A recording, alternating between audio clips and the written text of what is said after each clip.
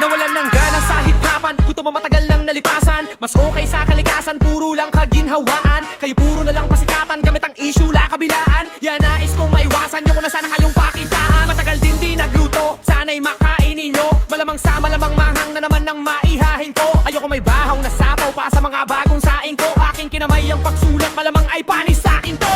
Tingnan nyo kahit singkit, mga mata sigurado pa rin mo parikita ko. Pakitweet ka bro, masakay ka palang magaling na ako. At asintrado, pariting amo, mala El Chapo. Hanga din man yun na maging magaling, laparin ka ng mga ting. Paglabang atira, mahihina, puto walang hinakto. Dahil na kailangan na nasing pa ako, dahil matamagal na kitang bistado. Dumating na pa naman na Rolex na ako, ang natakaw pa rin sa iyong Wiscasio. Kamusta yung tinatago mong inggit? Di ba kadikit, pamihado na miss niya tong talentado masensado, palit tayo ng estado. Oh, isang big na no! Mababaw ba? Alam ko, di niyo ako masisisi bro. Bakit? Pag nagmalalim ba ako, masisisid nyo? Binabasa ko lang ang mga sulat ko sa mga utak nyo para mamulat ko. Yan talukap nyo, malaoptal mo, kakatulak mo, kakulat mo. Natagal ko na hindi ginawa to at wala pa akong balag gawin pero dahil sa inyo ito na yun. Sige, tuloy natin. Madnaming ayaw sa aking rapper. Matino daw ako masyado, matagal na po ako nagbago.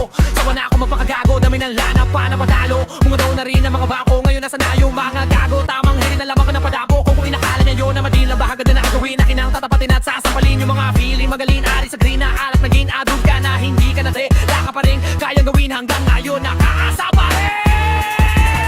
Yung issue sa eksena, name-drop joke kung may problema. Puro parinig, wala pa yanig bukod sa baduta o ena. Tama na ganda, mabawan nyo, mga naunat kasabayan ko. Puro katangahaan naman yung pinagadala nyo ng nakatapangan nyo. Ako ox na ox sa palawan bro, goods na ako sa galawan ko. Kaya sorry sa lahat ng naangasan ko. At sa mga kabataan, pumili ng hahangaan. Patunayan nga ang salitan, kayo ang pag-asa ng bayan. Isa lang ang aral na tinuro sa atin ng panahon ngayon. Kung ano mang kung mayroon, di pang habang buhay yon. Talawag natin sayangin ang bawat pagkakataon. Ang salitang bukas, kaya bukas mayroon pa bang ganon?